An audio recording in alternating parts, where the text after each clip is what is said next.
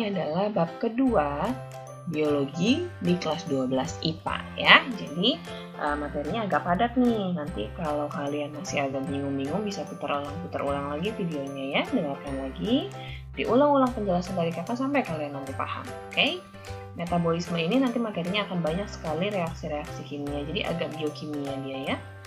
Yuk kita mulai ya. Metabolisme itu apa?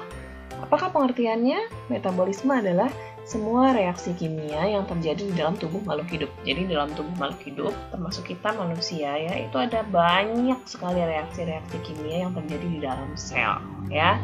Jadi ada proses-proses perubahan zat-zat makanan, perombakan, sampai dengan penyusunan gitu ya.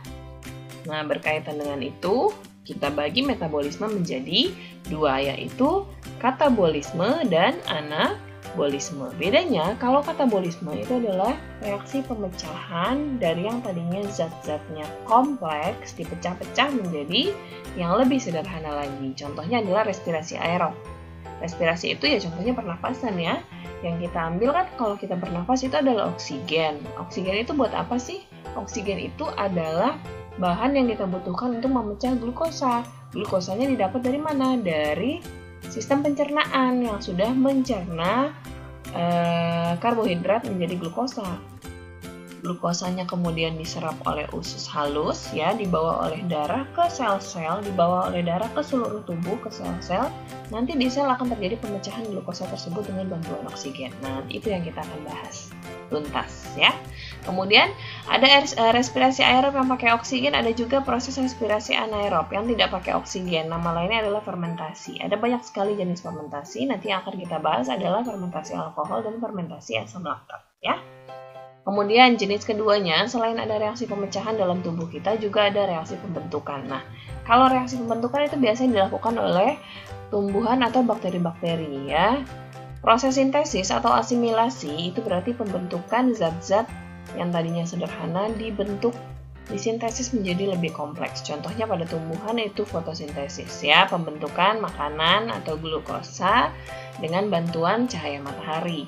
Ada juga yang tidak pakai cahaya matahari, itu namanya kemosintesis. Ini biasanya terjadi dilakukan oleh bakteri atau fungi atau senyawa-senyawa lainnya yang dapat makhluk hidup lain, maksud kakak ya, makhluk hidup lain yang bisa mensintesis makanannya sendiri. Ya, jadi ulang lagi, kita summarize, kita simpulkan. Metabolisme terbagi menjadi dua, yaitu katabolisme dan anabolisme. Nah, tetapi sebelum kita masuk ke katabolisme dan anabolisme, kita harus tahu bahwa semua reaksi kimia dalam tubuh makhluk hidup membutuhkan enzim. Ya, pasti sering dengar nih enzim. Apa sih enzim? Nah, di sini kita jelaskan ya. Enzim itu apa?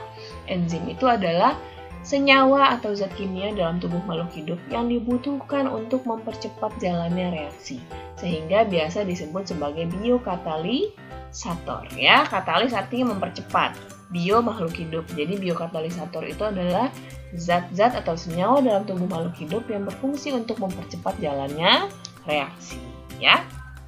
Jadi enzim memiliki beberapa karakteristik atau sifat-sifat tertentu. Yang pertama adalah dia sifatnya atau karakteristiknya adalah untuk mempercepat reaksi. Ya, reaksi kimia. Reaksi kimia dalam makhluk hidup itu diperkecil oleh enzim, dipercepat dengan memperkecil energi aktivasi. Ya, mempercepat reaksi dengan memperkecil energi aktivasi. Perhatikan kalimatnya. Kok dia mempercepat dengan memperkecil? Ya, jadi kalian harus tahu dulu energi aktivasi ini apa. Energi aktivasi adalah energi yang dibutuhkan untuk memulai suatu reaksi.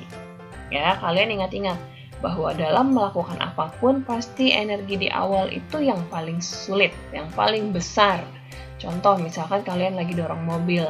Yang paling sulit membuat mobilnya itu jalan adalah ketika pertama kalinya. Ya, jadi kalian pertama kali bikin mobil itu jalan ketika dorong mobil, kalau sendiri sama rame-rame akan lebih cepat kalau rame-rame. Kenapa? Karena kalau kita ngedorong mobilnya rame-rame, energinya terbagi. Tenaganya bagi-bagi, artinya apa? Energi aktivasinya turun. Karena energi aktivasi turun, maka reaksinya jadi lebih cepat, gitu ya. Jadi itulah cara kerja enzim yang pertama, ya, dia mempercepat reaksi dengan cara memperkecil energi di awal reaksi, di mana energi di awal reaksi itu paling besar ya, energi aktivasi paling besar, maka diperkecil oleh enzim supaya reaksinya cepat. Oke, karakter yang kedua, enzim tersusun atas protein dan gugus protein itu harus diaktifkan oleh yang namanya gugus prostetik. Gugus prostetik itu bisa koenzim atau kofaktor, ini kakak buat ya. Jadi enzim yang sudah aktif ya, enzim yang aktif atau enzim yang utuh itu namanya adalah holoenzim ya, sudah utuh. Nah, holoenzim terbagi menjadi apoenzim dan gugus prostetik. Apoenzim adalah gugus terbesarnya ya, jadi enzim itu gugus terbesarnya tersusun atas protein. Jadi sifat enzim itu mirip dengan protein ya, dapat rusak karena panas, rusak karena deterjen, pokoknya tipe-tipe protein banget karena gugus terbesarnya adalah protein. Tetapi kalau cuma apoenzim aja nggak aktif kalau nggak ada gugus prostetik ya. Jadi contohnya gini, waktu kelas 11 kalian pernah belajar lambung menghasilkan enzim pepsin. Sebelum jadi pepsin dia namanya adalah pepsinogen. Pepsinogen itu adalah zimogen. Zimogen itu apoenzim. Jadi zimogen adalah enzim yang belum aktif karena belum ada gugus prostetiknya. Nah, ketika si apoenzim berikatan dengan gugus prostetik, pepsinogen berikatan dengan gugus prostetiknya, barulah dia menjadi pepsin yang aktif. Gitu ya. Jadi gugus protein ini walaupun dia si zat terbesar dalam enzim, maka dia tidak akan aktif kalau tidak ada gugus prostetik. Gugus prostetik itu ada dua, yaitu koenzim dan kofaktor. Koenzim ini biasanya adalah zat organik, contohnya adalah vitamin. Kalau kofaktor adalah zat-zat anorganik, contohnya adalah mineral. Logam-logam mineral seperti yang kita konsumsi kayak Ca, Mg, Fe gitu-gitu ya. Oke, bisa dipahami ya, ini karakter yang kedua. Tersusun atas protein dan gugus prostetik. Kalau sudah berikatan mereka berdua ini bisa salah satu ya, bisa koenzim saja, boleh kofaktor saja, bisa dua-duanya. Oke, kalau sudah berikatan apoenzim dan gugus prostetik, barulah enzimnya aktif. Kalau sudah aktif disebut sebagai holoenzim. Sip. Yang ketiga, sifat enzim yang ketiga, dia reaksinya bolak-balik atau reversibel. Contoh misalkan, ada enzim yang kita sudah pelajari dari SD namanya amilase. Amilase itu berubah amilum menjadi glukosa. Nah, ternyata amilase juga bisa merubah glukosa menjadi amilum gitu misalnya ya. Jadi reaksi enzim itu bersifat bolak-balik. Kemudian yang keempat, bekerja spesifik terhadap substratnya. Nah, ini dia nih. Ini sifat khasnya si enzim. Enzim ini bekerja spesifik terhadap substratnya saja. Karena apa? Karena dia memiliki sisi pengikatan yang spesifik. Contoh, tadi kan kakak sudah sebutkan ada enzim yang dari SD kita pelajari namanya amilase. Amilase itu fungsinya adalah untuk merubah amilum menjadi apa? Menjadi glukosa. Nah, yang dimaksud dengan kerja spesifik itu apa? Amilase ini enzimnya ya. Ini enzimnya. Kemudian amilum ini adalah substratnya. Glukosa itu adalah produknya. Jadi, enzim amilase hanya mau substratnya amilum saja. Amilase tidak akan mengikat protein sebagai substratnya, karena protein sudah punya enzim sendiri namanya protease. Atau misalkan, amilase tidak mau mengikat lipid. Kenapa? Karena lipid sudah punya enzimnya sendiri, yaitu lipase. Ya, kenapa bisa begitu? Karena ternyata setiap enzim memiliki sisi pengikatan yang spesifik atau sisi katalitik yang spesifik nih, seperti yang di gambarnya. Tuh, ada sisi yang seperti ini namanya sisi katalitik. Sehingga dia hanya bisa mengikat substrat dengan sisi katalitik yang sesuai dengan sisi katalitiknya dia. Yang seperti itu namanya adalah teori kunci dan gembok. Jadi kaku, betul-betul kaku, nggak bisa berubah-berubah lagi, itu sisi katalitiknya. Jadi harus bersesuaian persis sama dengan si substratnya. Tetapi tidak semua enzim itu teori kunci gembok atau lock and key namanya ya. Teori kunci gembok itu teori lock and key. Nah, ada juga teori yang namanya teori induced fit.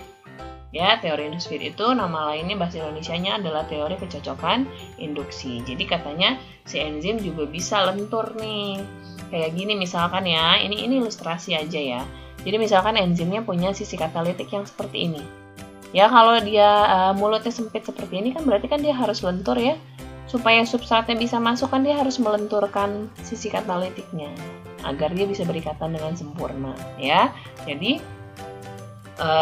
enzim memang bekerja spesifik terhadap substratnya. Kenapa? Karena memiliki sisi pengikatan yang spesifik. Nah, tetapi sisi pengikatannya itu tidak selalu kaku sesuai teori kunci gembok. Ada juga teori pengikatan yang lebih lentur ya. Contoh namanya adalah teori induced atau kecocokan induksi. Nah, inilah karakteristik enzim yang harus kalian tahu. Selain itu, ada juga beberapa faktor yang mempengaruhi kerja enzim. Ya, yang pertama suhu. Tadi kan kakak sudah singgung bahwa enzim itu gugus terbesarnya adalah protein. Nah, sifat protein yang paling utama itu dia akan rusak karena panas. Ya, jadi kalau suhunya terlalu panas, enzim atau protein itu akan mengalami denaturasi. Denaturasi itu berarti kan kerusakan struktur sehingga dia tidak aktif lagi. Nah, kalau terlalu dingin buat dia, itu dia akan nonaktif. Jadi kayak dikulkasin gitu ya. Tapi begitu dia di suhu ruang lagi atau di suhu optimumnya, dia akan aktif lagi. Kalau misalkan kita gambarkan dalam bentuk grafik seperti ini ya. Ini yang di grafik ini si enzimnya kerjanya optimum di suhu sekian. Ini ya. Nah, ini berarti seperti suhu tubuh kita sekitar 36 gitu ya, 36 sampai 37. Jadi enzim-enzim dalam tubuh kita optimumnya di suhu tubuh kita. Ketika suhunya rendah dia nonaktif, ketika suhu sudah terlalu tinggi dia akan turun perlahan-lahan gitu ya. Itu suhu. Jadi pengaruh suhu terhadap kerja enzim seperti ini ya. Dia akan paling tinggi di suhu optimumnya, kemudian di suhu rendah dia nonaktif, di suhu tinggi dia mulai terdenaturasi sehingga akhirnya nanti lama-lama sudah hilang aktivitasnya gitu ya. Begitu pula dengan pH. Kalau pH itu setiap enzim memiliki pH optimumnya masing-masing sesuai sifat enzimnya. Contoh nih pepsin yang digambar ini ya. Pepsin itu dihasilkan oleh lambung. Lambung itu menghasilkan asam lambung sehingga pepsin optimum di suasana asam. Ya, kemudian ada amilase yang dihasilkan di rongga mulut. Rongga mulut itu netral sehingga biasanya amilase itu optimum di di pH netral. Kemudian ada juga lipase. Lipase itu dihasilkan oleh pankreas dan bekerja di duodenum ya. Di duodenum itu ada yang namanya NaHCO3 sehingga pH pada usus halus itu biasanya basa. Sehingga biasanya lipase itu bekerja optimum pada pH basa. Ya. Nah, jadi kira-kira seperti itu. Setiap enzim memiliki pH optimumnya masing-masing. Kemudian ada juga yang ketiga, faktor yang mempengaruhi kerja enzim itu adalah konsentrasi enzim dan konsentrasi substrat. Jadi konsentrasi enzim dan substrat ini semakin banyak enzim dan substratnya, maka semakin cepat reaksinya berjalan. Tetapi ada yang namanya titik jenuh. Ya, ketika konsentrasi enzim dan substratnya sudah sampai di titik jenuh, maka justru reaksinya akan melambat, ya, jadi jenuh gitu ya. Jadi ada batas maksimum di mana enzim sama substrat itu segitu aja, nggak boleh lebih dari situ, nggak boleh ngelebihin titik jenuh. Kalau udah ngelewatin titik jenuh, maka reaksinya akan melambat perlahan-lahan sampai akhirnya terhenti, gitu ya. Nah, yang terakhir itu faktor yang mempengaruhi kerja enzim adalah inhibitor. Inhibitor itu adalah sesuatu atau zat-zat tertentu yang dapat menghambat kerja enzim. Ya, nah dibagi menjadi dua. Yang pertama ada inhibitor kompetitif. Inhibitor kompetitif itu berarti bersaing dengan substratnya. Contoh nih, kita bisa lihat di gambar. Ini yang hitam ini adalah enzim ya. Harusnya dia berikatan dengan substratnya, yang kuning substrat nih. Sisi aktifnya udah masuk kan ya nih. Ini enzim, ini substrat. Maka terbentuklah ikatan enzim substrat.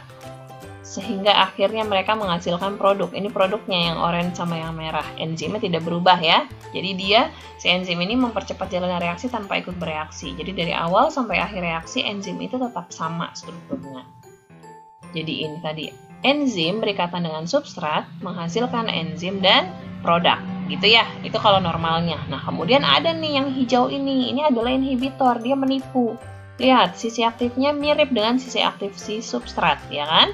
Sehingga nanti si enzim akan mengikat si ini nih, si inhibitor ya. Jadi karena sisi aktif inhibitor mirip dengan substratnya, dia akan berikatan. Tetapi karena dia ternyata bukan substrat, dia tidak akan menghasilkan produk. Justru malah ikatannya jadi permanen. Sehingga apa? Sehingga enzimnya tidak bisa lagi mengikat substrat berikut. Ini substratnya nih ya. Substratnya mau berikatan jadi nggak bisa. Kenapa? Karena di sisi pengikatannya sudah ada inhibitor ya. Jadi inhibitor kompetitif ini dia bersaing, makanya namanya kompetitif karena dia bersaing, dia menipu enzim dengan menyerupai substrat. Ya, contohnya itu asam malonat. Asam malonat itu menyerupai asam suksinat. Jadi sehingga asam suksinat tidak bisa bereaksi dengan suksinase gitu ya. Nah, kemudian ada inhibitor kompetitif yang menyerupai substrat, ada juga inhibitor non-kompetitif yang tidak menyerupai substrat. Ini kakak tulis ya, inhibitor kompetitif ini menyerupai substrat. Jadi dia menipu enzim dengan menyerupai sisi katalitik substrat. Kalau non-kompetitif tidak menyerupai substrat, tapi dia merusak sisi aktif ya. Dia merusak sisi aktif enzim, merusak sisi aktif si enzim. Jadi enzim kan punya sisi pengikatan. Nih yang ini nih ya, sisi pengikatannya untuk mengikat siapa? Mengikat si substrat. Nah, ini substratnya, ini sisi pengikatan. Harusnya begini.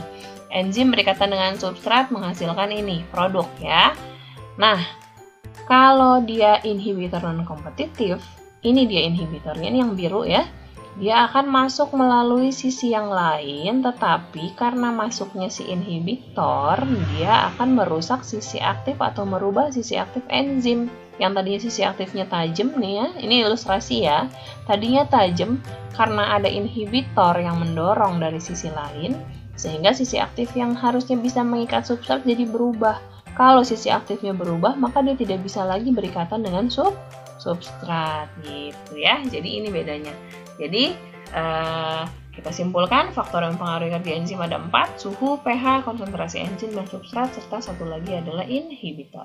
Inhibitor dibagi dua, yaitu inhibitor kompetitif dan inhibitor non-kompetitif. Oke, itu tadi enzim. Setelah ini kita akan belajar mengenai reaksi katabolisme dan anabolisme. Sampai di sini mudah-mudahan bisa dipahami ya. Oke adik-adik, selesai sudah materinya. Semoga bermanfaat ya. Terima kasih untuk yang sudah menyimak.